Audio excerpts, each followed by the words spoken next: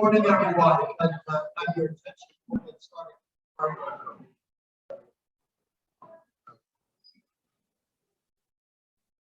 Good morning and welcome. I'm thrilled to be here today to honor our outstanding 2022 Presidential Award for Civic Life recipients.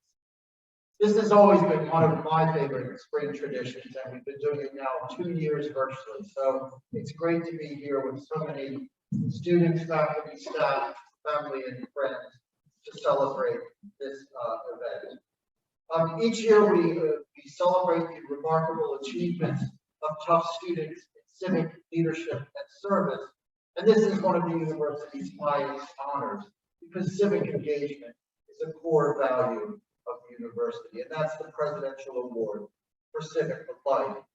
It really allows us to put forward our community engagement values and active citizenship role and recognize the students that really define those strengths of this institution. The recipients embody these values. They think about the communities first, what change the communities would like to see, and how they can collaborate and innovate and bring the expertise to the university to tackle those complex problems.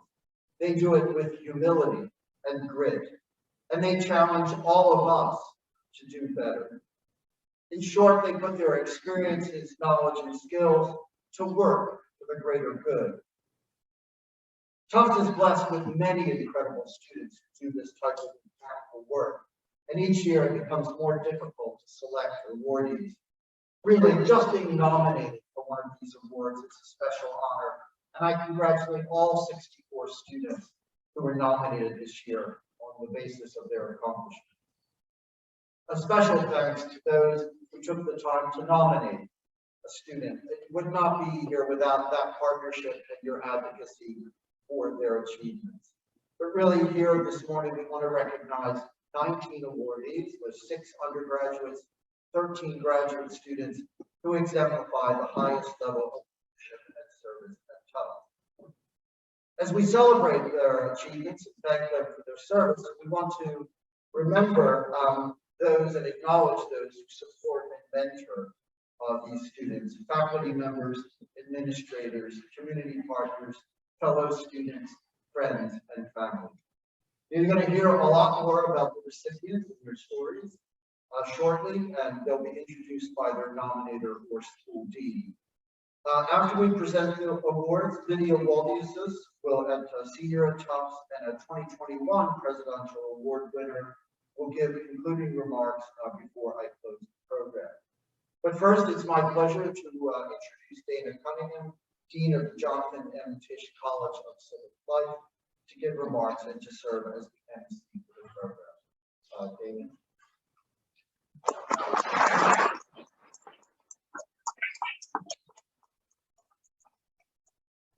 So this is my second in-person event as Dean of Tisch College. So I just have to take a minute to look around the room, seeing humans in the flesh. Wonderful. It's wonderful to join so many members of the Tufts community in person to celebrate these outstanding students who we honor with the Presidential Awards for Civic Life. I want to thank President Monaco for your leadership, for your commitment to supporting and recognizing civic engagement at Tufts, and for hosting this morning's ceremony. I join him in acknowledging and expressing my gratitude to all Tufts faculty, staff, and community members who share the commitment to civic life, and to our students who have played a crucial role in helping today's awards recipients thrive as leaders on this campus and beyond.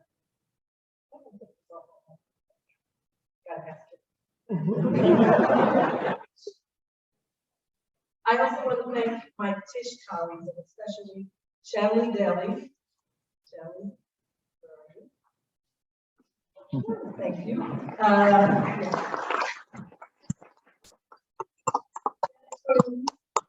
And Abigail Adday. And our wonderful partner, the President's Office, for all of your hard work on this year's awards and on this wonderful session.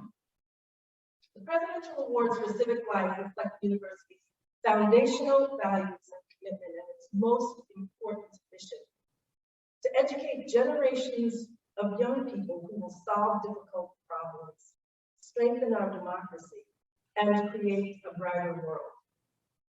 Tisch College is charged with advancing this mission at the university, in our communities and beyond. And we work toward what I call the North Star, which is building multiracial democracy. And again, when I look around this room, I see that emerging reality. So at Tisch, we work to create new knowledge, to cultivate a generation of leaders in our students who can solve the complex problems of an emerging multiracial society, and to work with communities to catalyze the institutional changes needed to support a multiracial democracy. We know we will be a multiracial society, but will we be a multiracial democracy? That is the question for us. Looking around this room and learning about all of your incredible accomplishments, the depth and breadth of your service learning, your community engaged research, your campus leadership, and your far-reaching social impact, it's clear to me that you are the core of this mission. At Tisch College, we ask, what is ours to do in this moment? You not only asked this question, awardees, but you answered it time and time again with your commitment to make our shared university and the world a better and more hopeful place. Your achievements are indicative of one of the essential beliefs at Tisch College, that there are countless pathways to getting involved in civic life. Today, we honor students from 8 of the Tufts graduate and professional schools, as well as undergraduates who will next month get their degrees in half a dozen academic fields. Of course, I'm especially proud that so many of the students we recognize today chose some of Tisch's pathways to civic engagement. Among today's honorees are Tisch Scholars, Tisch Summer Fellows, as well as students who interned with our research centers, worked with Tufts University Prison Initiative at Tisch College, that's TUFIT, and participated in Tisch College's service learning opportunities at the professional schools. You will hear about their work and their accomplishments shortly, so I'll not delay the proceedings by singling them out. But know that the entire Tisch College family is immensely proud to have played a small role in your achievements. Let's move on to the award presentations. A few notes before we do. For our award recipients, please join your nominators at the podium during your introduction to accept your award. Nominators, after your remarks, please remain at the front and join the president in presenting the award and posing for photos. Each award recipient's school dean is also invited to join for photos. Please remember to take off your name tags before having your photo taken with the award recipient. Please feel free to get up and grab some more breakfast. And finally, please applaud enthusiastically and show your appreciation as we celebrate these outstanding students. We'll begin with the Presidential Awards for undergraduate students. John Westcott, will you please come to the stage?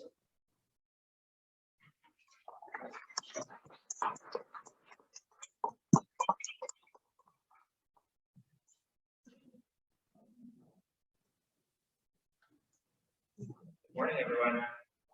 Nerve-wracking to be the first up. But thank you all for being here, and really congratulations to all of the award recipients. And I want to echo what Dean Cunningham said about all of the values of Tisch College and Tufts University. And when I think of those values, the student that comes to mind the most for me is Amber. Amber is a senior studying international relations from Georgia. And I've been able to work with her through her involvement with the Tufts University Social Collective, which is our main programming board for undergraduate students here at Tufts over the last 3.5 years. I remember when Amber first started on the board, she was pretty quiet, pretty timid, but quickly came in and had quite an impact on the work that she and her peers were doing to ensure that the Tufts programming was meeting the needs of diverse and changing students here at Tufts. In addition to her work within Tufts, she was a Tisch scholar. She was a student fellow for building resilience in immigrant communities. She was the co-founder and chair of the Black Women's Empowerment Conference, which just held their second conference 2 weeks ago. Huge accomplishment there. And thanks to our friends in the Activism Center for supporting that program. She was a social impact intern for Rickleworks over the summer, and also worked as an administrative assistant for the Institute for Democracy and Higher Education at Tisch College. Those are just a few of her many involvements, but what is most impressive about Amber is how she connects the dots between all of the different things that she's working on here at Tufts and beyond in the community to really bring together the mission and values of everyone that she's a part of, to lift everyone up as a whole and improve our community. She embodies the values of Tufts University, excellence in the areas of leadership, public service, and academics. And I cannot think of anyone more deserving of this award. Congratulations.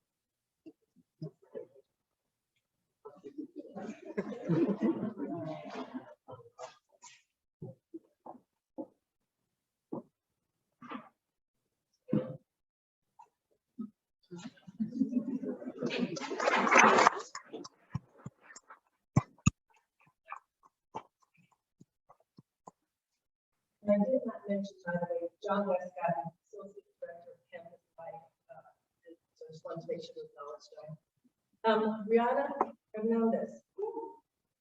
Rihanna is Tisch College Scholars Program Administrator.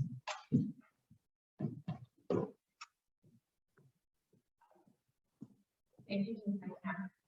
Hello, everyone. My name is Rihanna Hernandez, and I support the Tisch Scholars Program at Tisch College. I'm really grateful to be here today to introduce Leanne.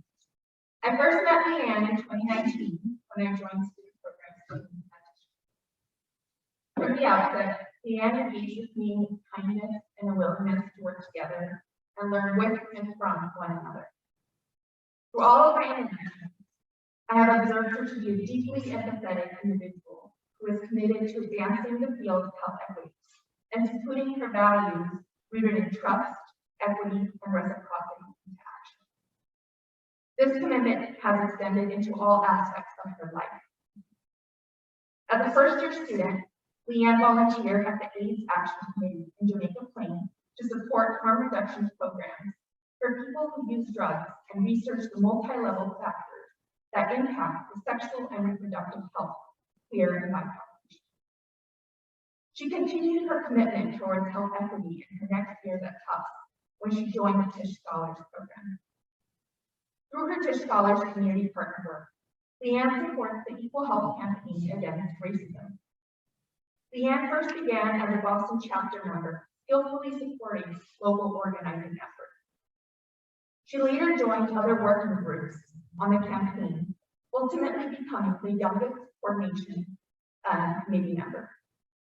In this role, she supports multi-country plans and actions which aim to improve the health and lives of those most affected by racism.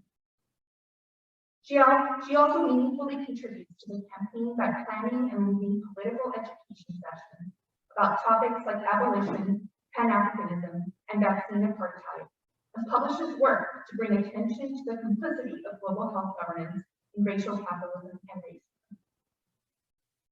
Leanne is also one of the most thoughtful and passionate critical thinkers I have ever met. She has co-published a peer-reviewed paper on declarations of racism as a public health crisis, alongside the past president of the American Public Health Association, and contributed articles to magazines, Science for the People, and anthropology blog to Manosphere about COVID-19. Her commitment to civic life also extends beyond the Tufts community. As a member of the Asian American Resource Workshop Southeast Asian Anti-Deportation Working Group, Leanne is co-creating a resource guide to support undocumented Asian communities by compiling a variety of resources for members facing detention and deportation.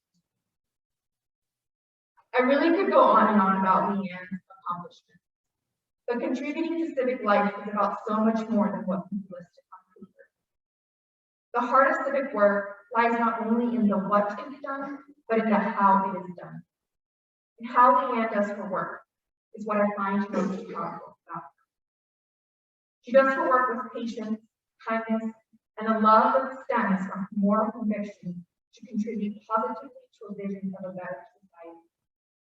She sprinkles joy and humor into her work and listens compassionately to the needs of those around her. I have often leaned on her for guidance or ideas for how to solve an issue, and she has always found a way to provide me with supportive refuge. I'm so proud of you, Leanne, and I feel so grateful to know you. Congratulations.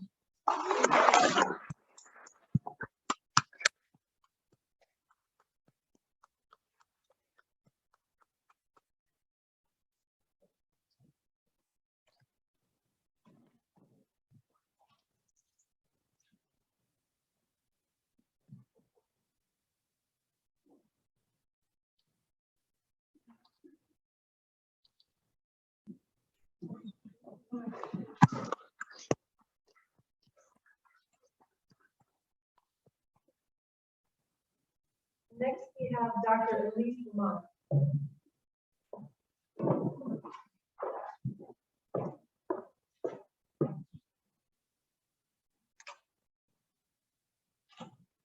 Good morning, everyone. My name is Elise, and I support students here at Tufts University, from the Center for STEM Diversity and Vision for Student Diversity and Inclusion. And I have the awesome pleasure today to introduce Miguel Roccacella. The first time I met Jay, he came into my office like a force of nature. Hadn't met him before, and he just kind of came in with this big smile on their face and a spirit that I knew that they were going to do great things in life. And they just walked in and said, I need your help. So have a seat, let's sit down and talk. And that's how I got to know them. During their time here, Miguel has gotten involved in very, very many civic engagement activities. I'm planning to go through a few of them with you. They've demonstrated their commitment to community service, public health, and academic mentorship endeavors since the start of their career here at Tufts. Through Tufts' Timmy Global Health Chapter, Miguel was the Assistant Medical Program Coordinator for a nonprofit Guatemalan-based clinic focusing on education and medical support to support under-resourced indigenous populations. And as a Guatemalan American, Miguel utilized this platform to empower their indigenous community through nutrition education. And in doing so, Miguel thought about this for a while and said that they wanted to have a long-term hope on facilitating efforts to address chronic child malnutrition, specifically in Guatemala. Furthermore, as a community engagement intern in the 2020 Tisch Summer Fellowship Program, Miguel then became further involved in civic engagement at the Cambridge Health Alliance, where they work with Black, Latinx, undocumented community members to identify health priorities among communities that were disproportionately affected by the COVID pandemic. Miguel then presented these findings to the board, which allowed for immediate allocations of funding to support programs that were going to support these populations. Through these efforts and other efforts, Jamie Mcgill continue to demonstrate their commitment to social justice by actively improving access to resources for historically marginalized populations and communities. And these are just a few of the examples of Jamie Mcgill's commitment to community service. I really got to know Jamie Mcgill as they spent several years as an LSAM research scholar. LSAM stands for the Louisville Alliance for Minority Participation, where they honed their research skills. I was always fascinated by just watching them in their first presentation of their scientific findings to their last presentation, just seeing the growth and seeing how you hone your research skills, and just made my heart soar when I heard you present. And I just want to say how proud I am to do that. Seeing their confidence grow over the years is beautiful to witness. Finally, I want to say that I've known Jamie Mcgill during their time at Tufts and have continued, like I said, to watch them grow to a compassionate student and researcher who works to prepare themselves to be of service through their love of science and of their community. They've endured obstacles and challenges, but they never ever let those challenges stop their growth. And I just want to say that I'm so proud of you. I cannot wait to see what you do next. And I also want you to know that I am here to support you on your next one. So congratulations again.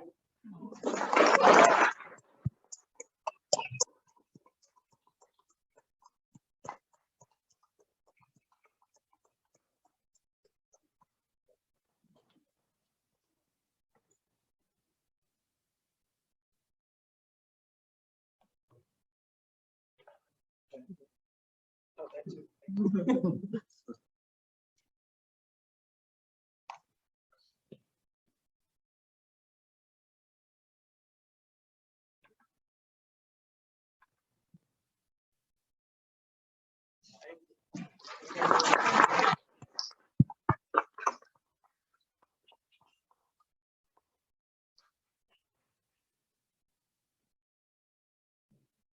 And thank you, Dr. Lamont, Director of the Center for STEM Diversity. I'm honored to introduce our next student and to invite her to join me now on the podium, Emma Nayoon Downs.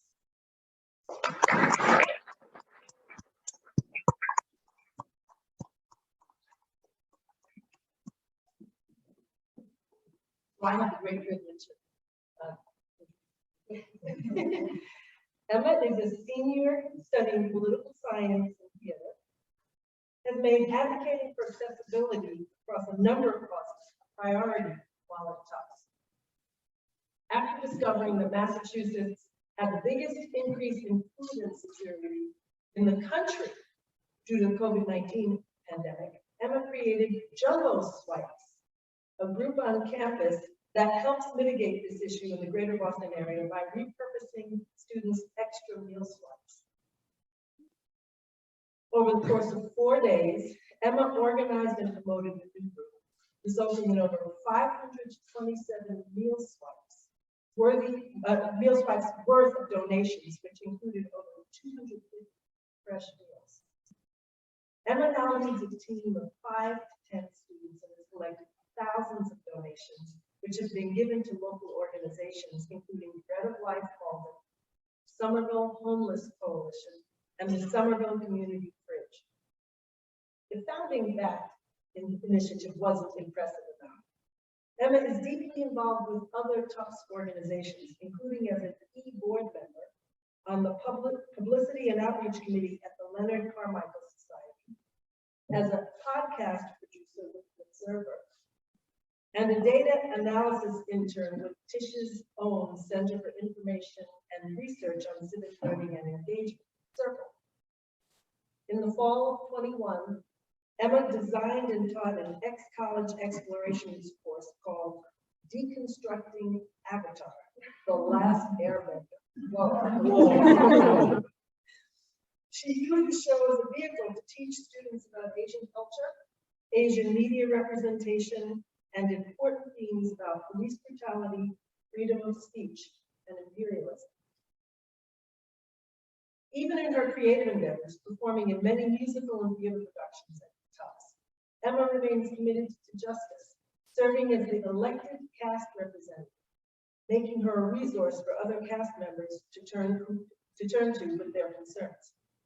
Beyond campus, Emma has interned for Comcast, where she identified as next steps for modern slavery and human trafficking prevention through benchmarking 15+ competitors' modern slavery statements and advising a pro bono client on their Pennsylvania pardon application through weekly calls. Emma also interned for Senator Sonia Chang Diaz in 2020. Continuing her championing of accessibility, she created and compiled a directory of free Massachusetts legal services for constituents. In the spring of 2020, she was elected for the Asian American Women's Political Initiative State House Fellowship. Please join me in congratulating Emma and thanking her for her unwavering leadership.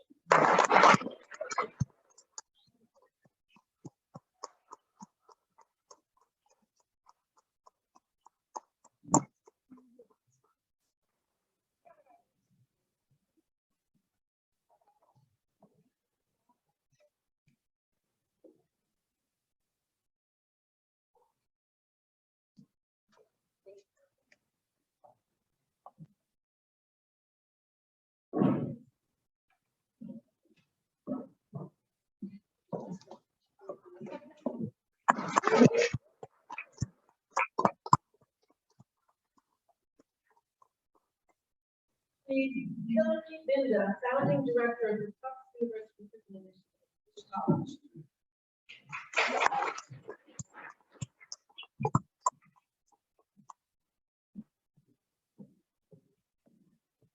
Hi, welcome. And congratulations to all of the incredible student award winners. Make Tufts what I hope it will continue to become. It's an overwhelming task to try to do this in a minute to two. I met Claudia Poeta the summer before her freshman year over the phone when she interviewed for the literature course I teach with Tufts students in Massachusetts prison. I learned about her work in high school as an EMT. I knew this was someone with the courage and curiosity that it takes to care about others.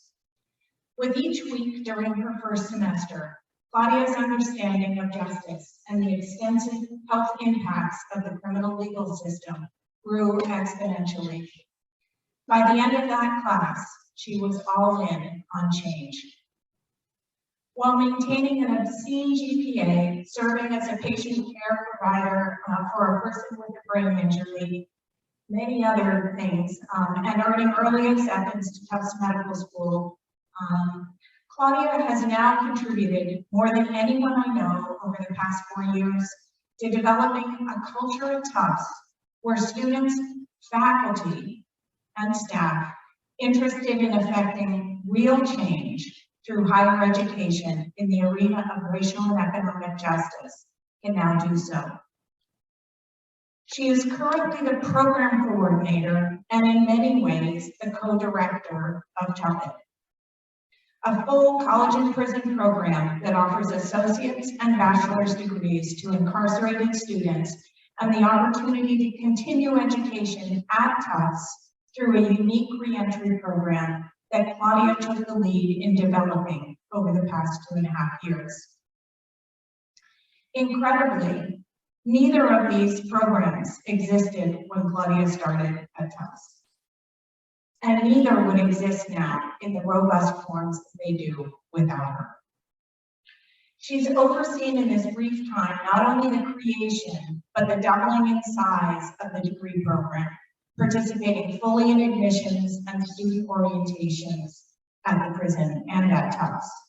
The My Turn Reentry program now serves as a national model for universities trying to implement reentry support for their prison education students post-incarceration. It is a rare Tufts student who has had national impact before she graduates, but Claudia is known across the state and across the country for her work.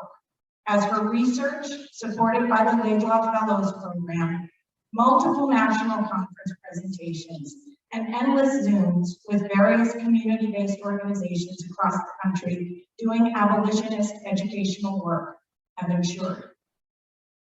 And I don't have time to mention the podcast she's directed, the many videos she's made, and the many community events she's organized. Claudia has spent her 4 years helping to manifest her vision of education, developed in conjunction with people serving time. This vision holds the power of cultivating relationships as its foundational value. Whether in prison, the reentry program, or in her own ex-college course on prison abolition and racial justice called Abolitionist Organizing, Claudia facilitates learning through the mitigation of trauma, through joyful, creative community building, making space for grief in its multiple forms, and for personal connection above all.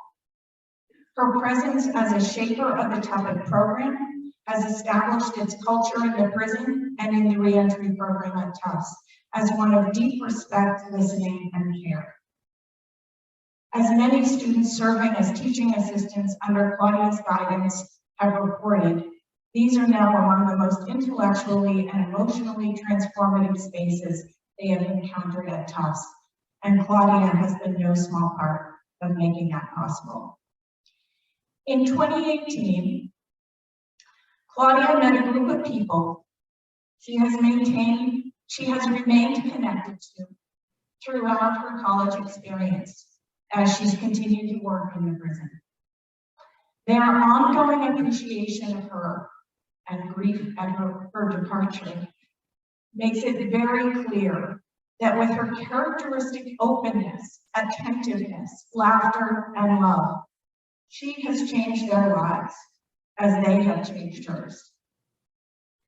As Claudia graduates this year, we are both remembering the hopeful promise she made to this group at a time when we offered nothing but a single class and had no sense that the prison would let us back in for another. She promised that they would graduate when she did. And in 2 weeks, she will be attending the first Tufts graduation ceremony at MCI Concord. One that she will help and in fact probably almost entirely independently create on her own. The ceremony, that is. I have some vague memory that I was once her teacher, but that changed long ago. I could not be more grateful for her partnership. She reminds me every day that there are cracks in everything, and that's how the light gets in. So thank you for your light. Tufts, thank you for your light. We couldn't be more proud. I couldn't be more proud of your accomplishments.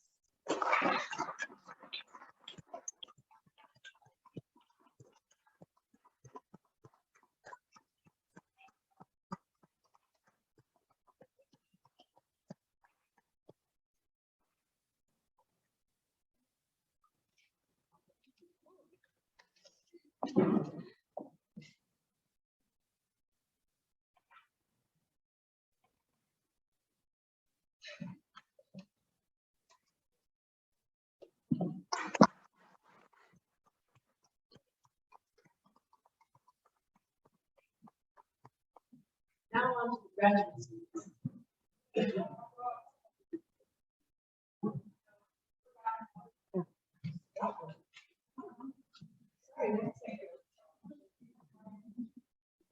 Oh, I'm so sorry. Sorry, Dr. Dawn Geronimo, Associate Provost of Education and Student Affairs, introducing Macon Santos.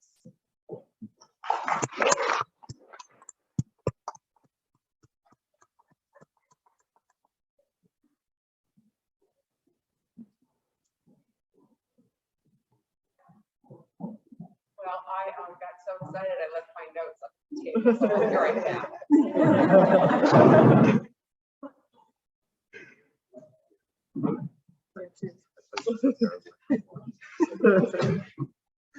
Sorry about that.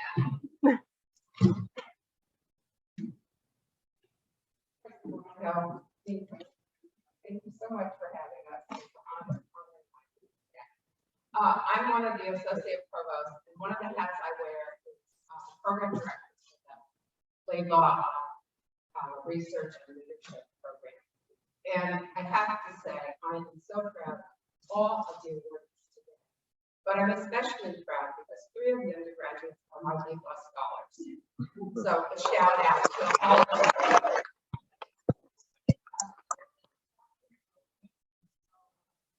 Faculty and staff that are in here, please encourage people to apply because it's just terrific. I am amazed every day about at my time, just absolutely amazed. And I want you to try to imagine being raised by a single mom in an impoverished Brazilian community and coming to the United States for the first time and arriving at this campus. Can you imagine? My son doesn't have to imagine now. He lived it. And you know what? Using his own words, he said he was lost. Can you imagine? He had to learn to navigate both the academic and the social environment on this campus. And that can be incredibly daunting. But with hard work, determination, and perseverance, he survived and excelled and exemplifies the Tufts spirit. He's become a scholar, a leader, and an individual who is always using his talents and his now gained privilege to help others. The list of things that he has accomplished in the 4 years that he has been here is extraordinary. And I've only been given a very short period of time, and I tend to talk in postcard snippets, so I won't list them all. But I hope every single one of you gets to talk to him and gets to meet him because he is really extraordinary. He's brave and he's curious. And I first met Micon when he applied to be a Laidlaw Scholar. And I think he was really nervous about that. And he wasn't really sure that he could do it. And darn it, yes, he did.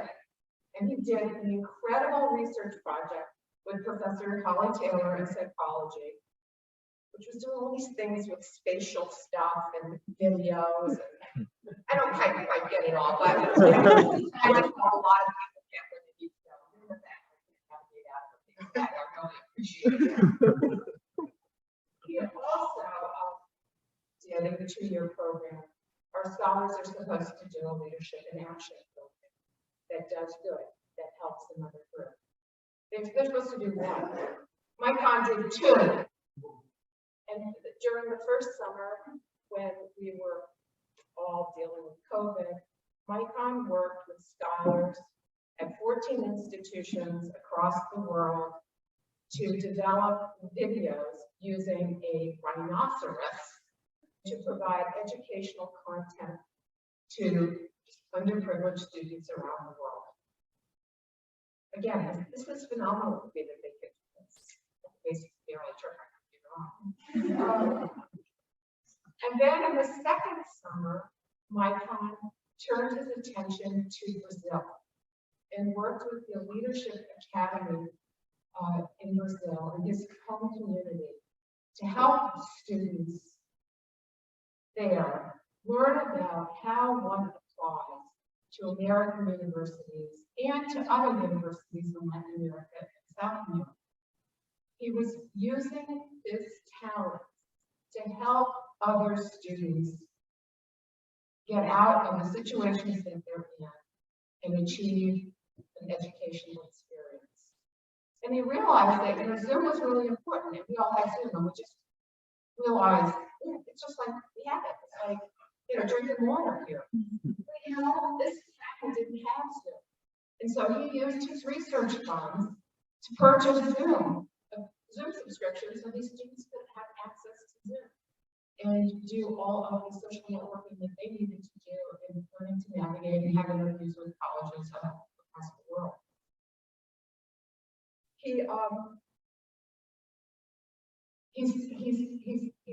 brilliant, and he's had all sorts of amazing accolades and awards. He went to Stanford last summer and did research there and ended up presenting his results at a major research conference that students don't usually present their research.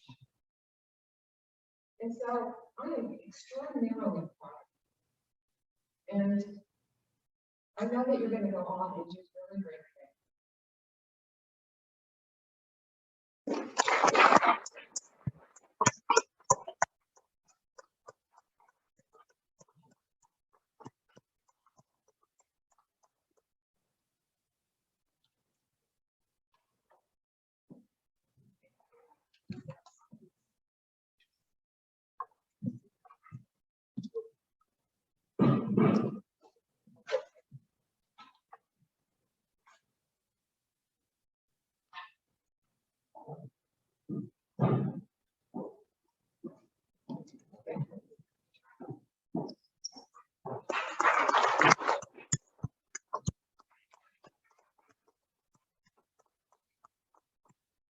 Now, on to the graduates. Dr. Christina Cunningham, Professor and New Balance Chair in Childhood Nutrition at the Pavement School, introducing Ricardo Morito.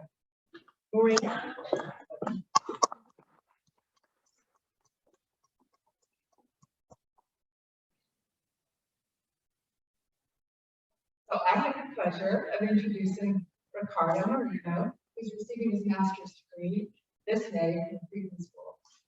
During his 2 years at Friedman, Ricardo has demonstrated an exceptional commitment to anti-racism, social justice, and civic engagement. Most notably, Ricardo is responsible for creating the Nutrition Equity Scholars Program. As a former teacher in the Boston public school system, Ricardo saw enormous potential in his students. He also recognized the structural issues that would keep these bright, creative students from attending the world-class institutions that were just a few miles from their homes and communities.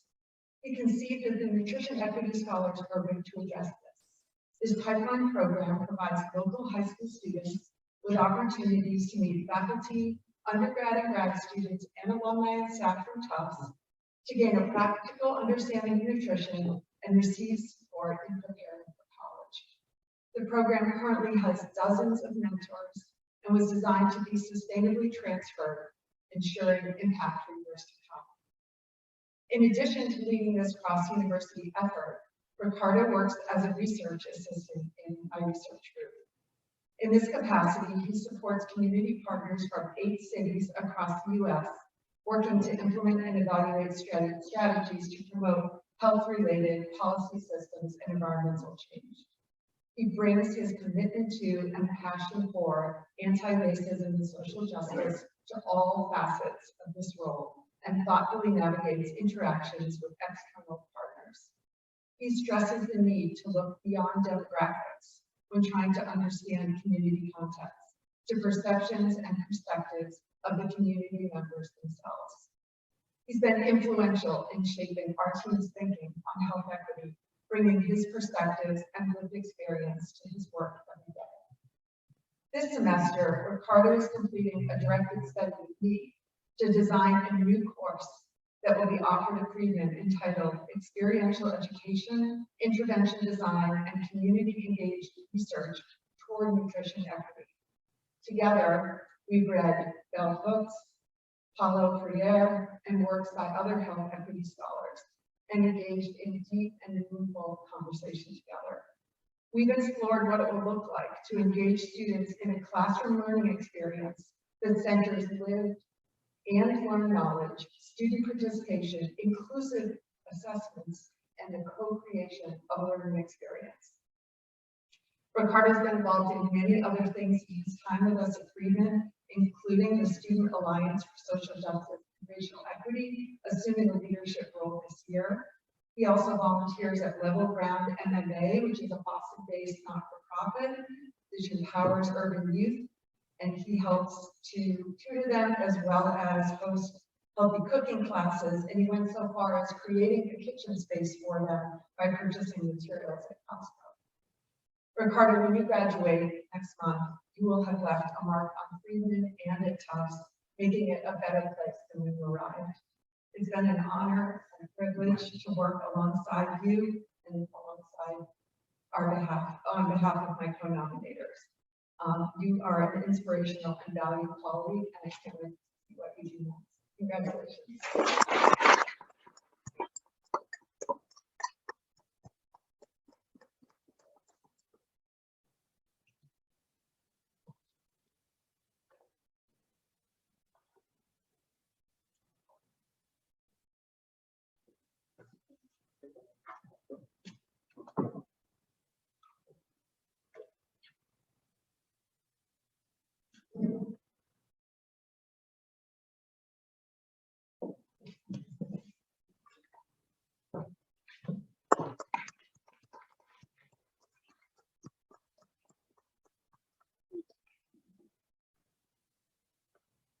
Adrian Thomas, Assistant Dean for Diversity and Inclusion at the Fletcher School, introducing Delia, Claire Burns, and Mark S. Esper.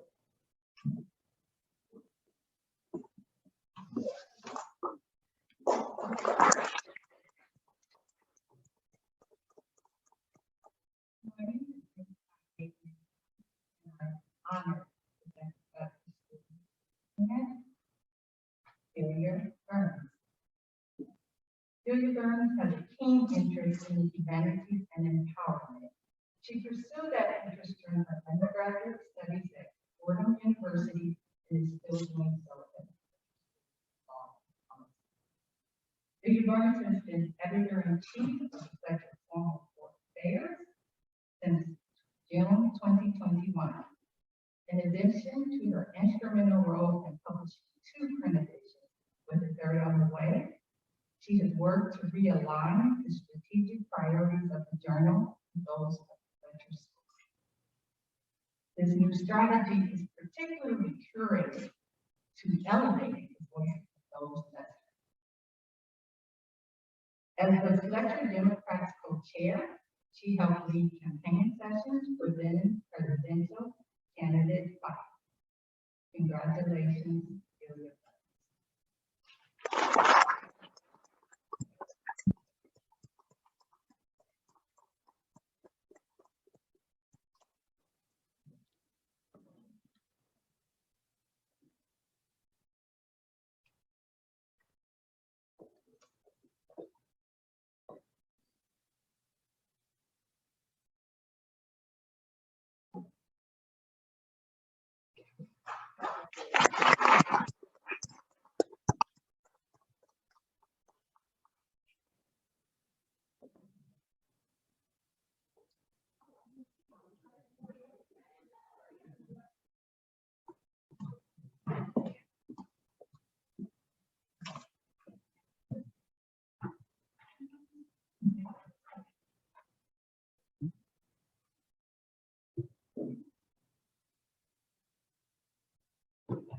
Okay.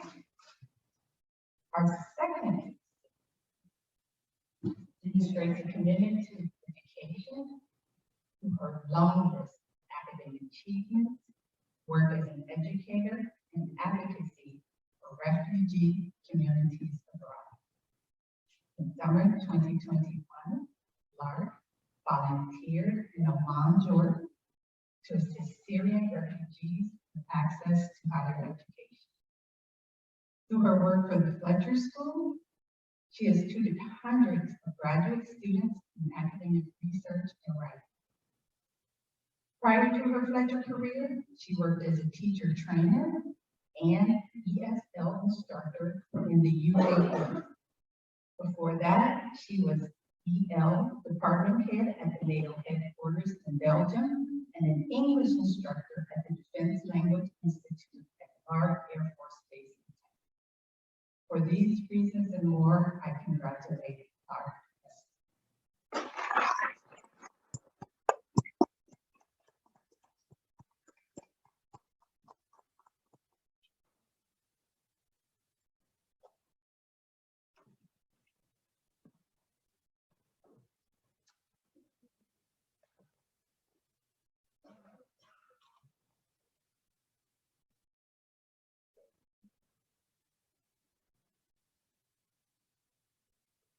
I just wanted to say the real reason for this award is about Afghanistan.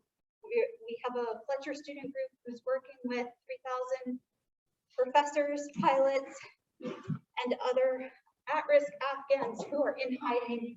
There are 78,000 people waiting urgently for evacuation. We have spent 5,000 hours on their behalf trying to fundraise and register them for evacuations. That is the real reason for this award. They desperately need help, and we need to muster the political will to ensure that Afghan allies are not forgotten. Thank you.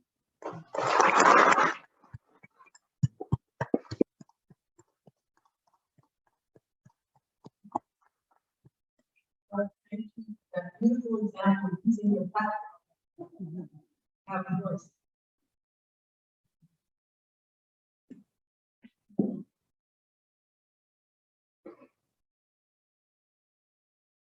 Next, Dr. Chris Swan, Associate Professor of Civil and Environmental Engineering and Dean of Undergraduate Education for the School of Engineering, introducing Elise.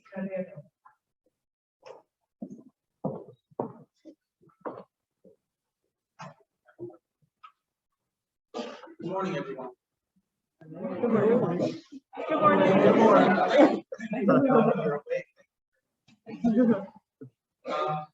And so, as I'm going to turn this, it's very difficult, but I want to talk about Davis. The work that Davis is doing now is what I call the result of his own one-word transformation. So this is how I had created her story. You don't even know that now. So Davis came to Tufts to study as a master's student and ultimately as a PhD student, geotechnical engineering, which happens to be my own area. And so he graduated from the University of Connecticut, had been involved there doing work in engineering and geosciences, came to Tufts, was doing the same thing. But all along, you could see that he was involved getting more into the personal side of not just engineering, but really the world, society. And so what I noticed in his own path, if you will, is that he transformed. He changed from being a doctoral student in geotechnical engineering to now a doctoral student on STEM education. Along the way, he has done a lot of things that make this award very worthy of its recognition. And I only want to do one. I'm going to touch on one. Last year, there was an opportunity provided by the National Science Foundation to actually submit proposals in what was called the Racial Equity in STEM effort. And so Avis actually brought it to my attention, and we began to pursue it. And we found other faculty that work with it. And in short, we ended up with a proposal being submitted in March, which I'm hoping that we get. But the fact is that by doing that, we found other collaborators throughout the school, and that's what Avis does. He supports all of us. I feel like he's already my colleague. He's already developing into a doctoral past tense. And so from that standpoint, it's great. But he also basically continuously engages with students. He's a graduate mentor to our STAR Center, supporting students in their own journeys and how they become engineers or scientists or anything that they want to pursue in graduate. So for that, I appreciate you.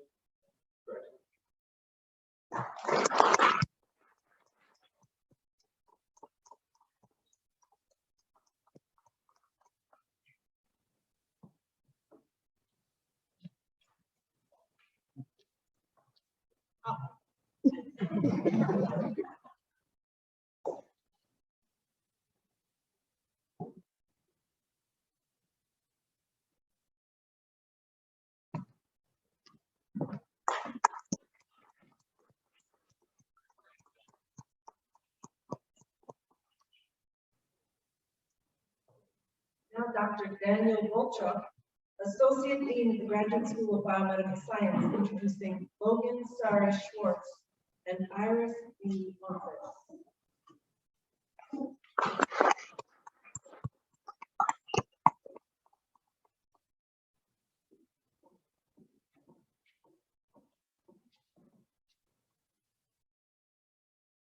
First, I'd like to introduce Logan Schwartz as a genetics student. Logan is a genetics student at the Jackson Laboratory in Bar Harbor, Maine. For those who don't know, we have a relationship with the Jackson Lab and have a number of students who do their PhD work up there.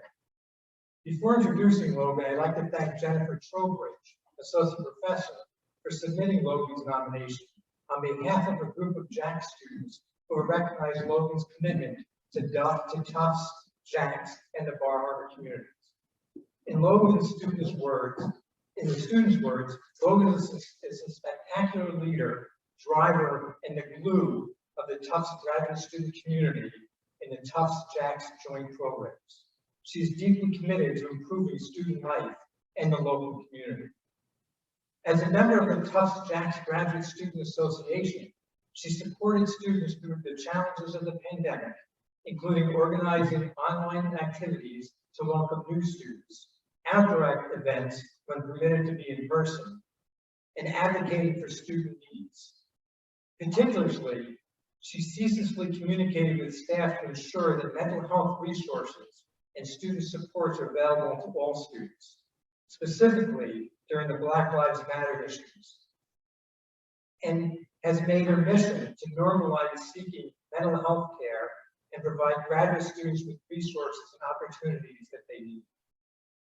In the community, she has organized multiple opportunities for students to volunteer for local organizations, including coordinating with the Veterans Care Homes across the state of Maine, organizing a holiday card drive for Asian and disabled veterans, and a food distribution program for immunocompromised and elderly residents on Mount Desert Island and the surrounding rural islands.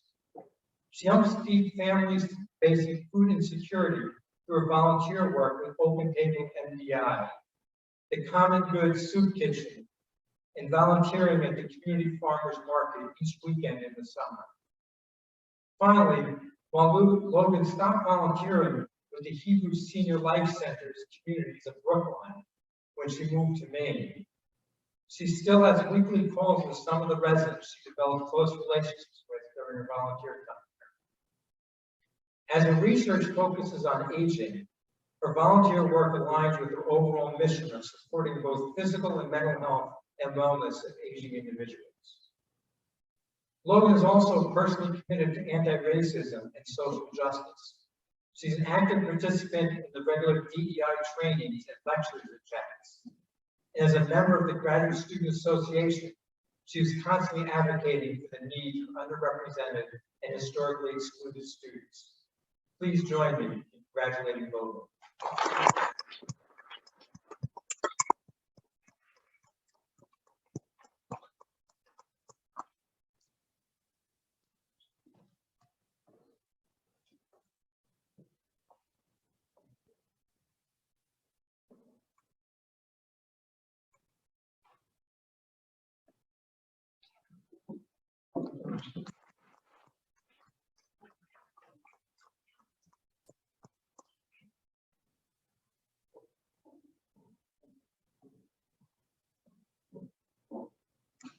I'd now like to introduce Iris Montage, a cellular molecular and developmental biology PhD student.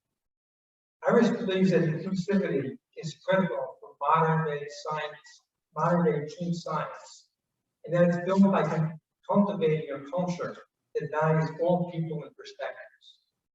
To achieve this, Iris has been very involved in a number of GSBS groups and organizations dedicated to inclusivity. As a member of the GSBS Anti-Racism Working Group, she's been a student leader on two committees. With the Events Committee, she's developed and organized two major events this past year. First, Code Switching in Academia, that presented a panel of students and faculty who discussed how they've used tactical maneuvers to navigate from their local community into academia. Second, a workshop titled Making Science More Welcoming for Underrepresented Groups, which explored issues of discrimination in academia. She also worked on an event titled Social Media and the Modern Scientist. As a member of the Curriculum Committee, she worked with a student group that evaluated and reviewed courses through an anti-racism lens, This group then developed a rubric for faculty to use in evaluating and modifying their individual courses. She also collaborated on providing inclusive language to be added to our syllabi template. As an undergrad, Iris found that research was strongly encouraged. However, as a first-generation college student, she was not aware of what research really entailed. Through attending local chapter meetings of the Society for the Advancement of Chicanos, Hispanics, and Native Americans in Science, better known as SACNIS, she learned of undergraduate research experience programs and the lack of diversity in STEM. Iris has brought this experience to Tufts as president of our SACNIS Spines organization.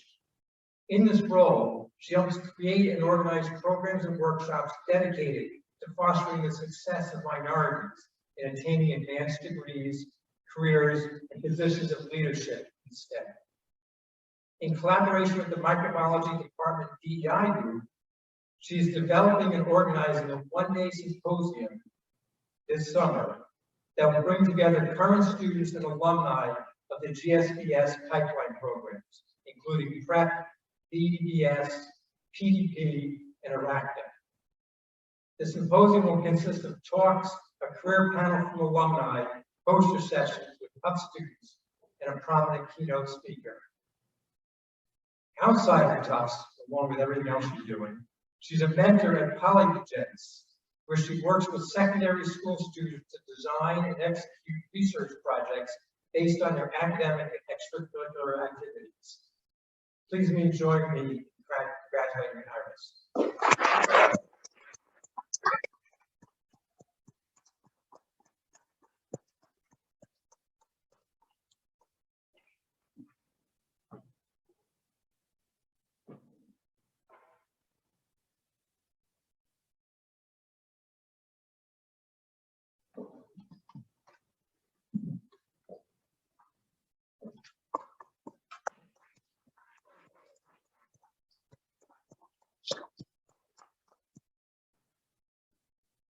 And next, please, Dr. Morito, senior lecturer in the Department of Urban and Environmental Planning and Policy.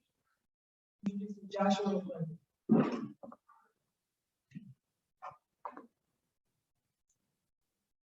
Josh, you are what we at UEP call a practical visionary. And I want to applaud you for developing and deploying 4 superpowers of practical visionaries that I believe all of you have in some way. You came to us already with the superpower of this scientist's mind who can see how systems work and critique how they are working not according to plan. Superpower 1. Superpower 2, you came to us with the activists' powers of mobilizing community around housing justice and racial justice. And you brought these to your work at UEP with your superpower number 3 of your creative spirit.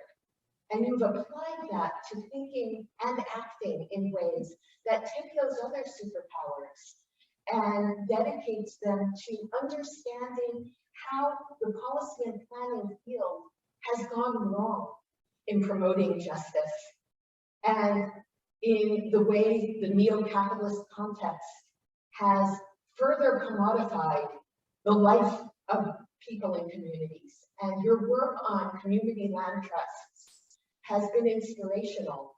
Your attention to how this decommodified way of providing social housing can build community power has benefited the Boston Neighborhoods Community Land Trust, thanks in part to the Tisch Summer Fellowship, and that has gone through your work throughout your time at UEP.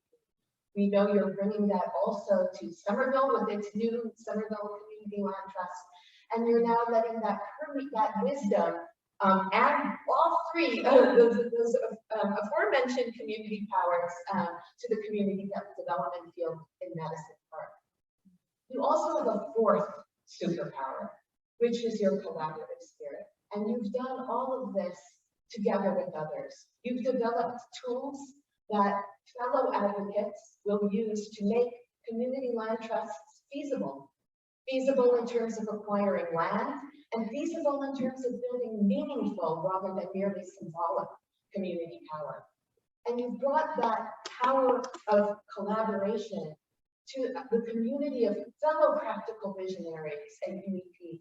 Your work on anti-racism within our community of learners at UEP has been an exemplary demonstration of that superpower of collaboration as white allies together with people who are dedicated to Tufts solidarity, economy and education, and the people of planning, which is a multicultural, cross-race, cross-ethnic, cross-national group.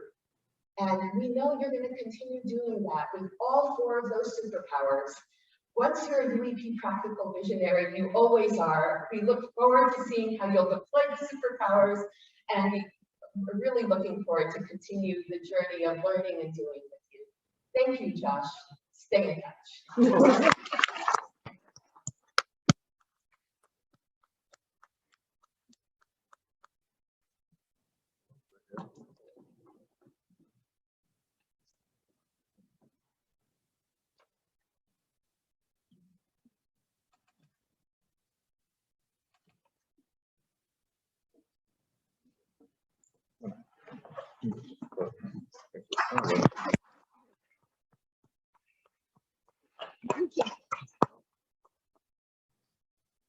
Next, Matthew Casey, Associate Director of Career Services, introducing May Leo.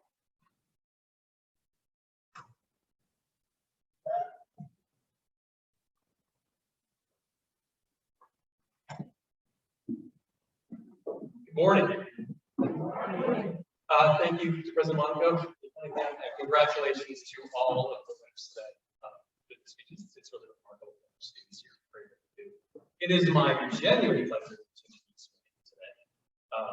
I have the benefit as the Associate Director of Graduate Services to support our graduate students in their career planning and management strategy journey for the Medford and SMFA campuses. And part of that role is understanding students and who they are, where they want to go, and what they want to be. I'd like to think resumes are a big part of what you do. I'm reviewing and having been part of the actual building process with May, her resume.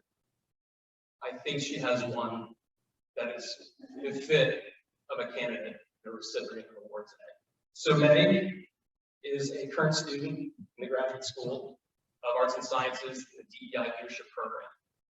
So in the practice of studying to be a leader and a mentor and an advocate for a growing program in the country for this world. She is also a graduate assistant for the LGBTQ Center, responsible for mentorship, program development, management, cross-campus engagement, faculty engagement. She's also a community fellow in the Graduate School of Arts and Sciences, as well as a committee member for DEI Leadership Program, where they're doing strategic work with the students and faculty to develop that program now in the future.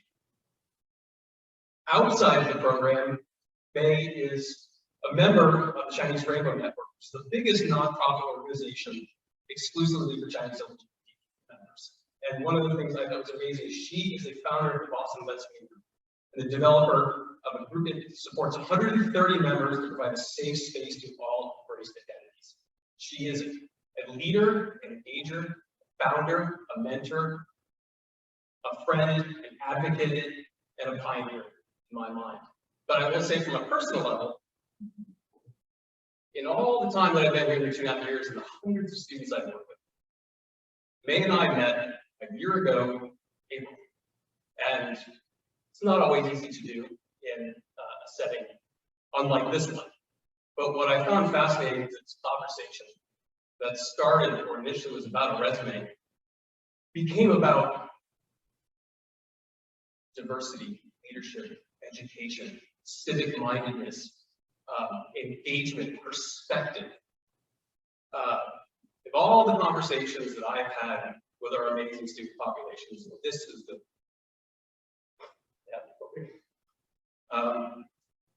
the most meaningful and the most memorable. I think you are an amazing person, an incredible advocate, and very worthy of this award. Congratulations.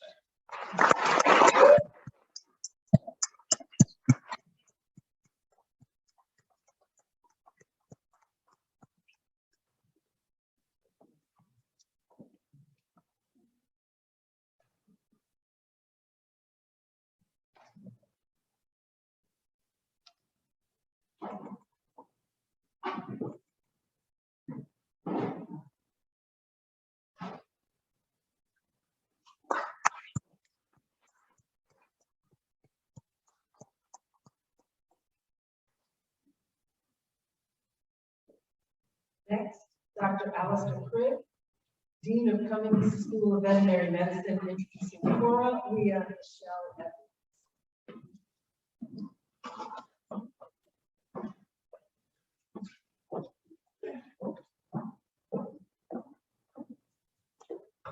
Thank you, Dana. President Monaco. Morning, everybody. It is my pleasure to introduce you to Cora on behalf of Cunningham School of Veterinary Medicine and her two nominators, one who's here today, Suzanne Duncan and Nancy Meyers. Before I tell you why we really think Cora is deserving of this award, I want to tell you a little bit about Cora herself. One of the first things you have to know is that she's one of those rare people that lights up the room when she walks in. And most recently that happened at our white coat ceremony, which is what they get at the end of the clinical year. And Cora is in the clinical year now. Medium smile as she walked up onto the stage. But Cora came to us with a bachelor's degree from Spelman College in Atlanta, Georgia, and started her program in 2019. And veterinary programs are incredibly intense. It's very easy to let that consume your whole life. And Cora has definitely not done that. But before I tell you about things she did while she was here, I want to tell you about things that she did before she got here. She worked on climate change and agriculture in Tanzania. She worked with farmers around the Lake Manyara National Park area to understand how climate change was affecting their life and their livelihood. She spent a year in Japan, in rural Japan, helping teach English. She's cared for camelids in Hillsborough, North Carolina. She's cared for chimpanzees in Sierra Leone. And she has spent additional time in Tanzania learning about wildlife conservation. That sets the stage for what she wants to do when she leaves now. And as often happens in veterinary medicine, her interest in change evolved, and she is now interested in going out and helping internationally in conservation medicine and some of those big global issues. But as I said, veterinary medicine, when you're in the program, can be all-consuming, and for Cora, it's not. She's worked at our library, and that may sound a little bit mundane, but for those who do education know the library is a pretty central place, and she has been an essential part of keeping that a friendly place for all of our students. She was very active in a number of veterinary student organizations. I just want to highlight Veterinarians as one inclusive community for empowerment we call it Voice, and that is an organization that helps bring diversity and engagement in veterinary medicine. Most recently, she was a student member on our anti-racism task force, and that was struck to help transform our campus. And through the work we do on our campus, obviously, ultimately to the transformation of the veterinary profession. We are, unfortunately, the least diverse health science, and that's something that we really need to change. And Cora has been a part of helping us do that through the work of the anti-racism task force. We've created a strategic plan that's now being implemented. She also serves as a student representative on the Tufts Bias and Education Resource Team for Health Sciences School, so again, contributing there as well. But the thing that Cora has done that really made a difference has been in our admissions program. She helped us in a summer program called Adventures of Veterinary Medicine, where we try to encourage students from all walks of life to join our program. But Cora recognized that we had some deficits in our admissions, and that we were not reaching out to the students we need to reach out. Our problem is not selecting great students. Our problem is getting people who should be veterinarians to apply to understand that it's a great profession. When she recognized it was a problem, she didn't do what some do and walk away. She didn't just say, you know, you really ought to change what you're doing. She went and she said, you have a problem, you need to change what you're doing, and I'm going to help you do it. And part of that was helping us to engage in a more productive way with historically Black colleges and universities. But she actually actively got engaged. She served on many, many student panels throughout her time with us and spoke to many students on our behalf and actually frankly showed us what we need to do to be engaging. And if you wonder if all that actually made a difference, I can tell you that in this last year, our applicant pool went up 10%, and every single one of the increased number was from underrepresented groups. So this is not, we think it made a difference. We know it made a difference. And I can also tell you that our first round of admissions closed on Friday last week. And so while the class is not 100% full, it's 99% full. When I say full, we have already accepted from our first cohort, it's a little rare for us, but we've accepted enough to fill our class, and overfill it by 5%. You always lose a few, so always make sure we're a little bit full. And the underrepresented group in our class that we've just admitted has gone up 250%. So I can say that Cora has made a difference and deserves this award. And I also just need to say that you always have to leave with one special thing that you learned when you hand over awards. And for Mother Lynn, I've learned that she also sings like an angel.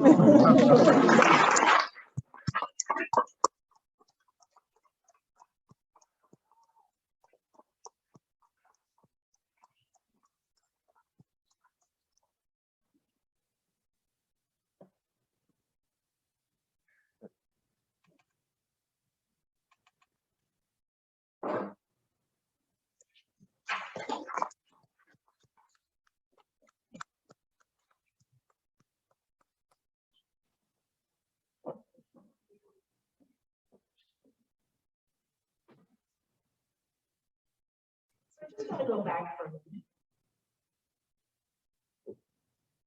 Say a few more words about the importance of advocacy and, as Lark did, using your platform to let the world know about important issues. So I want to go back for a minute, talk about Delia Burns' work. When war broke out in Ethiopia's Tigray region in November 2020, she, as a research assistant for the World Peace Foundation, co-authored the pivotal memo, Starving Tigray. This memo was part of the reason the UN moved to declaring famine risk in the region. Through her research, Delia found that SGBB committed against women and girls in Tigray was significantly underreported, leading to a follow-up memo on this issue that served as a catalyst for further activism. Because of this early advocacy, Delia was approached by Queen's Enterprise, a Tigrayan NGO to support women with livelihood projects. Together, they developed an SGBB awareness, and SGBB is sexual and gender-based violence campaign, which included a social media campaign, conference, and call to action letter. During the conference, Delia hosted and moderated a panel on sexual violence as a weapon of war, as well as playing an integral role in drafting the call to action letter, along with former New Zealand Prime Minister Helen Clark, and coordinating active support and signatures with 40+ Tigrayan organizations. More recently, Delia spoke on a panel at an event hosted by Tufts Hillel Center called Responding to Mass Atrocity, a conversation on the Tigray region in Ethiopia. On top of her contributions to this international conversation, Delia has been editor-in-chief of the Fletcher Forum of World Affairs since June 2021, where she curated a strategy to elevate lesser-heard voices. The important work of our students in making a difference. Just wanted to highlight that. Dr. Robert Kasper, Associate Dean of Admissions and Student Affairs at the Dental School, and Dr. Anas, Athanasios, Professor of Public Health and Community Service at Dental School, introducing Anshel Reen Tucker and Charles Christopher Hines III.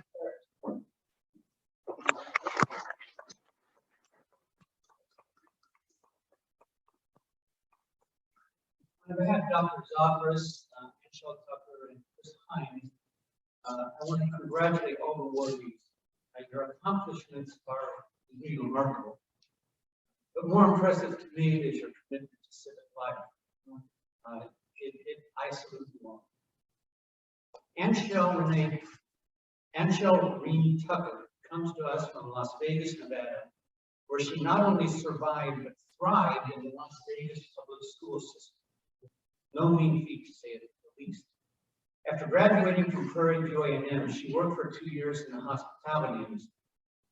To better prepare herself for dental school, Anshel then attended a pre-dental program at Marquette University School of Dentistry in Wisconsin, and she completed the rigorous Mississippi College MBS degree program.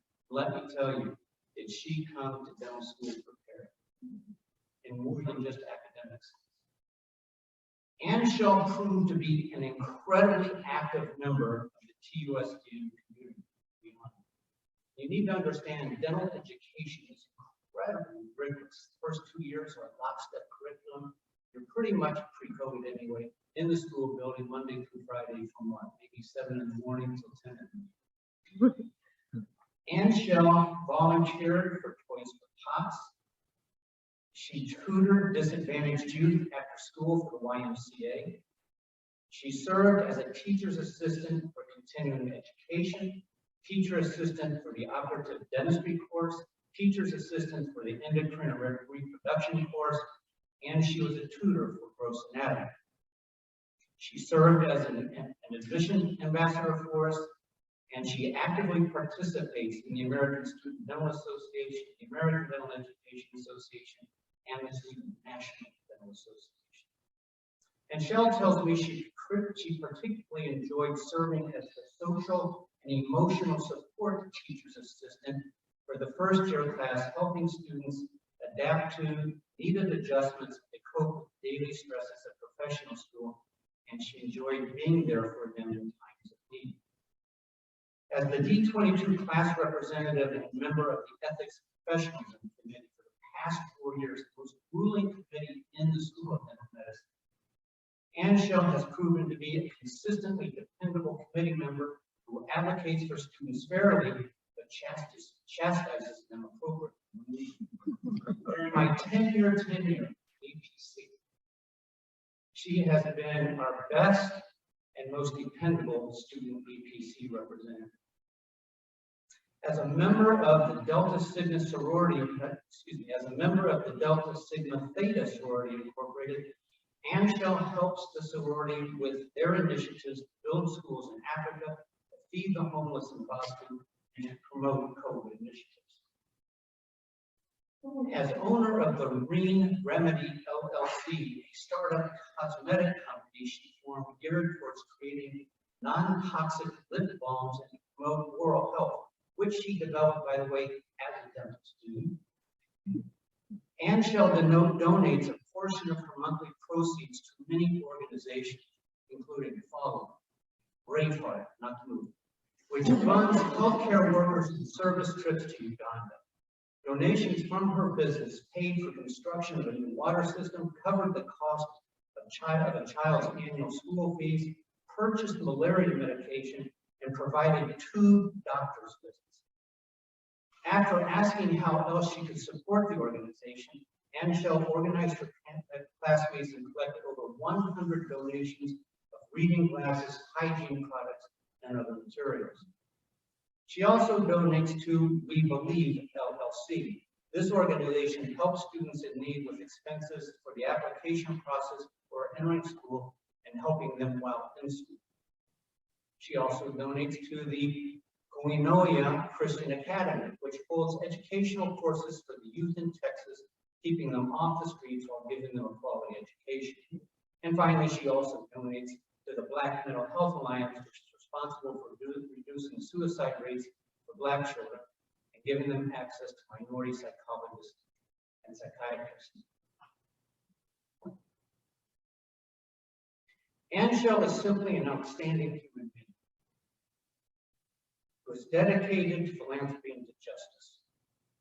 That she has devoted so much time and effort to volunteerism and service during dental school, both within and outside TUSDM, is a testimony to her dedication and commitment to her community and to humanity. Angel has asked us to say the following. She would like to thank God first because she would not be here without him. And she'd like also to thank her parents, family, friends, and classmates for keeping her encouraged and grounded. Their support means the world. Congratulations.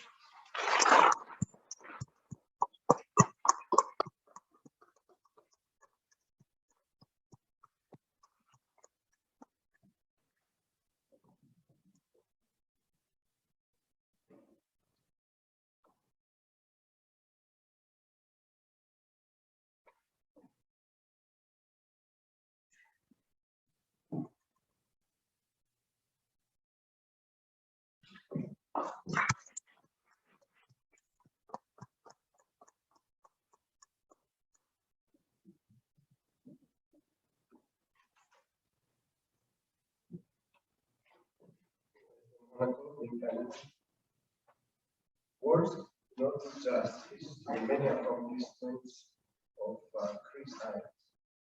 I will present only some snippets of his life and those accomplishments. Charles Christopher Hines III hails from Edwardsville, Illinois. After graduating from Illinois State University, he conducted research for several years at M. Anderson Cancer Center in Denver, Pennsylvania. To better prepare for dental school, Chris completed a pre-professional MPS at Mississippi College. At Tufts, recognizing outstanding leadership, his classmates elected Chris their class vice president, and they have continued to do so every year. To the best of our knowledge, Chris is the first African-American class vice president in the dental school's history. We have been particularly impressed by his leadership. His steadfast leadership and confident demeanor have proved a calming influence on his classmates during the last 2 years. Chris serves as a student representative who coordinates with the Boston Healthcare for the Homeless Clinic at St. Francis House to facilitate their dental workshop. He has also continued his sock Houston initiative by donating hundreds of pairs of socks to Boston's homeless community. He volunteers at Casa Mirna, Boston's largest residential facility for survivors of domestic abuse, where he engages in assessments and dental workshops for the residents. Services he also extends to Boston's homeless community. Chris is an active member of the Student National Dental Association, American Student Dental Association, and American Dental Education Association. Somehow, he finds time to serve as the treasurer for the Dental School's Student Parent Club and as the D22 liaison for the Tufts Oral Surgery. The school and the university have selected Chris to participate on multiple student panels, including the Tufts University Juneteenth Remembrance Program and the Increasing Diversity in Dentistry Symposium. He has been a student representative in university-wide town hall meetings that address systemic racism and the Black Lives Matter movement. Chris has co-authored a dental research publication that focused on the accuracy of manufactured 3D resins versus cast methods. One of the most notable traits of Chris is his selflessness. He genuinely cares about the holistic well-being of his classmates, of his patients, and everyone he meets. Never hesitating to help others, he goes out of his way to ensure fulfills his obligation.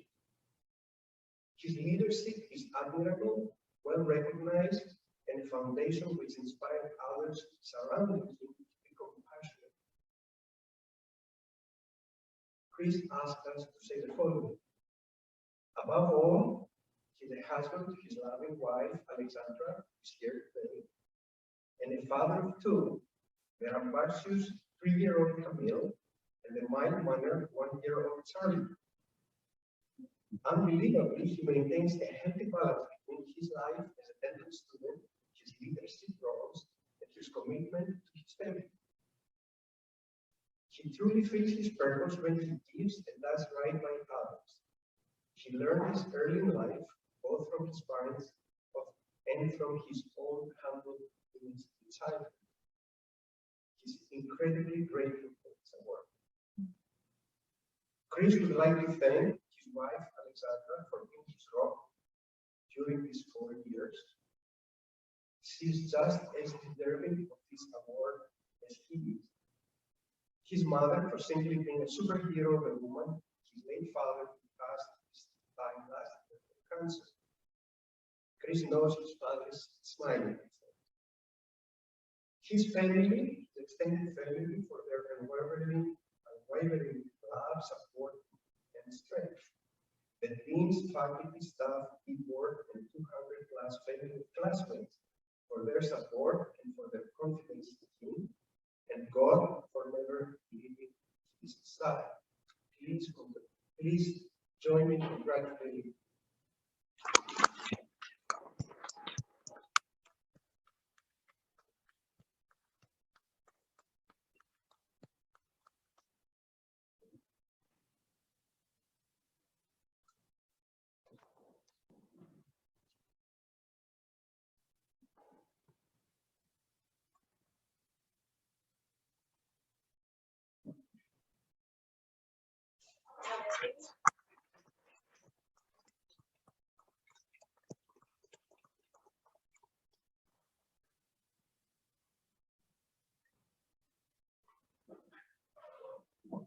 And next, we have Tisch's very own Jen Greer-Morrissey, Civic Life Program Manager, Health Sciences, introducing Alex Costin and Tara Ahmad.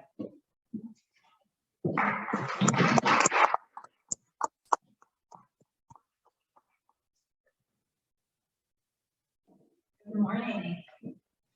First, on behalf of the program leaders and myself, I just want to again thank President Monaco and Dean Cunningham, everyone else who organized this event. It is so wonderful and inspiring to be back at this event in person, celebrating all of our presidential awards. I'm truly honored to present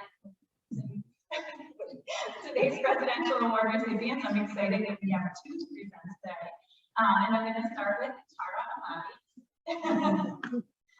That's how my notes are.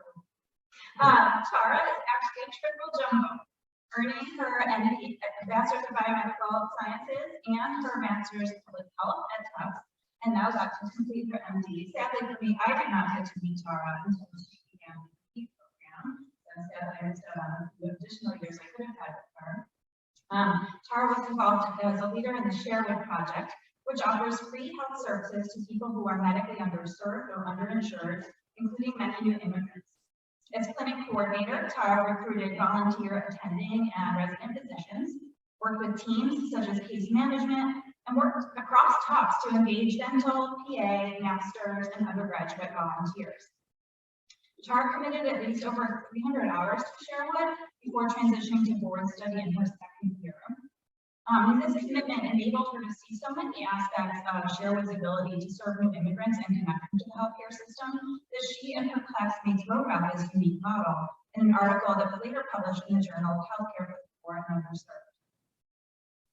The pandemic hit during Tara's 3rd year of medical school, and when the school emailed their year students regarding volunteering with Boston Hope, the COVID-19 field hospital, Tara replied within minutes. I don't think I had actually finished reading the whole email before Tara's response, yes, I'll do it, came through. It was one of the few things that brought a big smile to my face during those challenging times. I just kind of chuckled to myself thinking, if I had to guess which student would have been the first one to reply, it would have definitely been Tara. Since the 3rd year students were still early on in their education and couldn't provide direct clinical care, the biggest need identified for student volunteers at Boston Hope was monitoring the PPE donning and doffing to ensure that the exhaustion and stress intensity of providing care did not interfere with ensuring that the providers were adequately protected. So Tara ended up serving as the student organizer of the PPE donning and doffing program, leading the training, recruiting classmates, and organizing volunteers. And her willingness to just jump in and help in this crisis speaks to Tara's brave and caring heart, as well as her incredible organizational abilities. Tara then went on to do a research year after her third year, and the project she completed during that time also demonstrated amazing commitment to civic life. At least 2 research projects on HIV prevention and education. She helped launch Tufts Co-Care, which trains Tufts neighboring BIPOC community members to become community health workers. And she co-taught a human nutrition course with Civic to the Tufts University Prison Initiative at Tisch, which you heard about before. Most recently, Tara co-founded the LGBTQIA+ task force in the Lynn Community Health Center to address disparities in their patient population and create a more inclusive environment. This has included everything from patient interviews and data collection to developing training modules for staff to distributing pronoun stickers and changing bathroom sites. I could definitely go on. This isn't everything. Tara's involvement has been so extensive, including many other teaching roles, leadership roles at med school. Fortunately for me, serving as one of our community service learning student leaders. Her work was recently even recognized with her selection as the United States Public Health Service Excellence in Service Award in medical school. Her work and truly all of her extraordinary accomplishments speak to the kind of caring, warm, inclusive position that she will be. Someone who will work collaboratively on long-term, multifaceted projects, but who's also going to be the first one to jump in and help whenever needed. Definitely the first to reply to that email asking for help. And this commitment is an intrinsic part of who she is and will be at the center of who she will be as a family medicine physician focused on women's health and, as always for Tara, health justice. It warms my whole heart to present this award to Tara Ahmadi.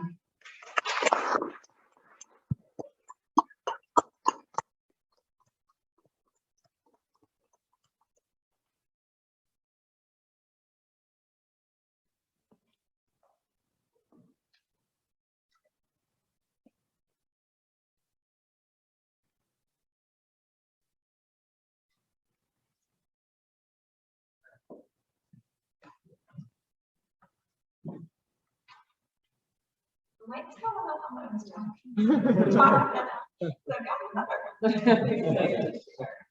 also warms my whole heart to introduce Alex Costin. As a Tisch Summer Fellow at Boston Healthcare for the Homeless Program, Alex worked at their respite facility, caring for those who were well enough to be discharged from the hospital, but not well enough to go back to unsheltered living. In addition to direct work with patients, Alex researched into the interventions to decrease hospital readmission rates for that population. They also continued their involvement with healthcare for the homeless by well beyond the fellowship, volunteering at the Women's Saturday program, organizing a sock drive at the medical school, as well as organizing events for our Justice Homeless Month events, including a panel on the intersection of transgender health and homelessness. Alex also testified in a state house hearing in support of harm reduction programs based on their experiences with those struggling with substance use while at healthcare for homeless. So from direct service and patient care to educating their classmates to legislative advocacy, and that is just the beginning of the wow factor that is Alex. Alex's interest in opioid use disorder also led to their leadership in a phenomenal student-led campaign called Activism, an effort that resulted in Tufts being the first institution in the country to cut ties with the Sackler family for its role in the opioid epidemic, including removing the name from the med school building. Alex and their classmates led this effort with passion, persistence, and courage, and with organizing skills so advanced that more than once I have asked Alex and their classmates to lead workshops on advocacy and organizing. Alex has also demonstrated exceptional leadership around diversity issues, including around LGBTQ+ health and our work as an anti-racist institution. Through their leadership in Biomedical Queer Alliance, Alex and their classmates developed a workshop on making medicine more inclusive for gender minorities, a workshop that is now a required component of the MD curriculum. Alex has also served as the Diversity, Equity, and Inclusion Rep for the M22 class for all 4 years on the Multicultural Fellows Council, and helped create the Anti-Racism Task Force, now a permanent curriculum committee. I want to emphasize this is hard work in countless meetings, all while studying to become a doctor. That stands out in the memory most and exemplifies their leadership and bravery is the speech Alex gave at medical school's Zoom town hall following George Floyd's murder. I urge you to read these remarks, which you can find if they were later published by kevinmd.com, because I assure you that there is not a person who was at that event who could forget that speech. I truly believe that Alex's speech and all of their work has been so transformational for our institution. And while we have a long way to go, Alex's speech was a pivotal moment that I believe took us farther than we could have ever gone otherwise. Their courage, conviction, and willingness to be vulnerable in that moment and speak truth to power, despite the weight of the pandemic, this was June 2020, of racism, of the exhaustion of board study, which Alex was studying for boards at the time. It was truly one of the most powerful things I have ever had the privilege to witness. Alex, you've had an indelible impact on me, on the classroom, truly the whole medical school. And I only hope that we can honor your transformative impact by building and strengthening this important work. As President Monaco said earlier about presidential award recipients, you challenge all of us to do better. And we've all talked about how proud we are of our recipients, and of course I'm so proud. But my biggest hope is that we can make you all proud, because we're going to be here after you all graduate and we need to continue to build upon this work. And while I've talked about Alex's amazing leadership, advocacy, dedication, and courage, I would be remiss if I did not also highlight your exceptionally caring and kind heart. Those advocacy workshops I talked about before, Alex would talk about the importance of checking the classmates and taking care of each other. Your future patients are so lucky to have you, as is your family and community medicine residency program. I can see that. You're going to make a powerful difference throughout your career on individual patients, on your community, on institutions, on medicine, and on our country. And it's a career I cannot wait to follow. And it's an honor to present you with a presidential award.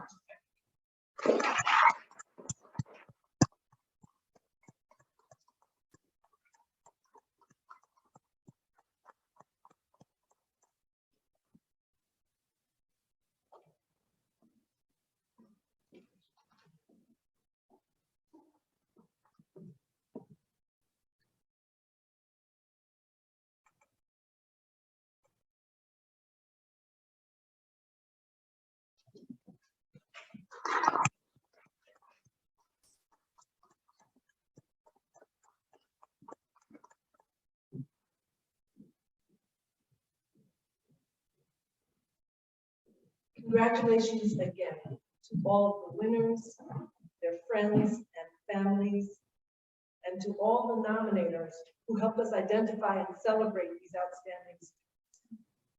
Now I invite you to turn your attention to the screen for a special message from Tufts Senior and 2021 Presidential Award winner, Lydia Woldiasis.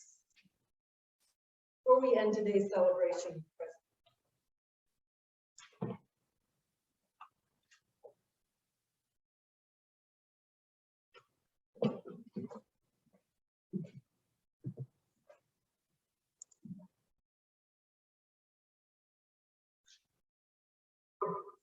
Hello, good morning, welcome.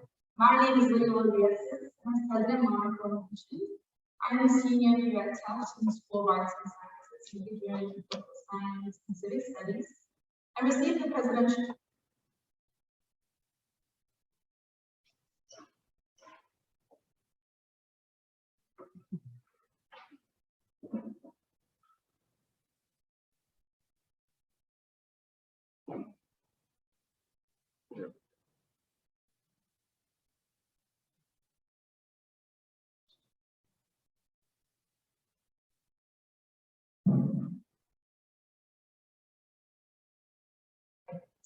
Hello, good morning, welcome. My name is Miguel Roccacella, and as President Monica mentioned, I'm a senior here at Tufts in the School of Arts and Sciences, majoring in political science and civic studies, and received the Presidential Award for Civic Life in 2021. Now, let's start talking about y'all. While I'm sure all of you don't do the work of being presidentially recognized and for all of the accolades, please let me add to the sea of voices in saying congratulations. It is my absolute pleasure to be speaking to you on this really special occasion, and I'm in awe and appreciation of the hard work and sacrifices that you all have made together. Skipping drinks with friends, long weeks filled with depression and anxiety, missed weekends at home, and an ever-growing list of TV shows to watch. I know I'm late, but it's awesome. And while I know each of you will say it was worth it, I don't think the depth and breadth of your commitment to civic engagement can be understated. From soon-to-be Dr. Alex Poston's work disrupting and re-envisioning a medical field that actually cares about people, to Amber, who has the eye and the type and is adding to the fierce legacy of Black women on this campus, to Ricardo, who was helping nourish and nurture my little cousins all over Boston, and Michael, a trailblazer like no other, keeping the Jean Louis Brazilian community close to his chest and in the chairs next to him in every room he walks into. The list of impactful souls in this room goes on and on. Thank you for caring. The challenges of the past few years have shown that nothing, not even a pandemic, can deter Tufts students from creating long-lasting and meaningful change. What you have been able to accomplish is a testament to your ambition and dedication to improving your community. As you move through the world, continuing to make it a better and brighter place, I hope you remember to be as generous with yourselves as you are with others. I encourage, no, I insist, that each of you prioritize your well-being as integral to sustaining the incredible work you continue to participate in. For those of you who carry the whole world on your shoulders, I see you and I love you. I want you to ingest these words from the spiritual rebel, Audre Lorde. Caring for myself is not self-indulgence. It is self-preservation. And that is an act of political work.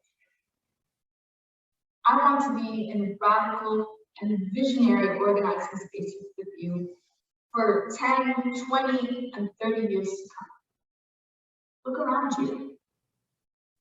The power in this room is immense. I hope that all of you connect today and in the days to come, because we have to lean on each other to win. You are not alone in this treacherous war for liberation. So, once again, on behalf of myself and all the previous winners before me, I'm honored to welcome you to the Presidential Award community. I'm so happy to share this special moment with you and wish I could meet you all in person today and hug you and give you all your glory. I hope this award adds fuel to your already blazing fire. Enjoy the day and the admiration you deserve. Back to you,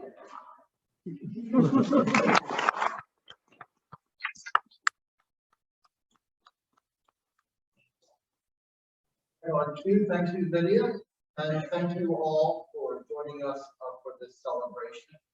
It's very inspiring to hear these amazing stories told through the eyes and words of their mentors and nominators.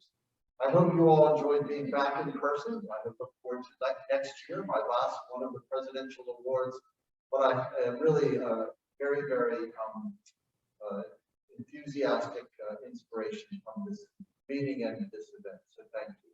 I think that's it. We're going to have everyone come up with either a nominator or awardee.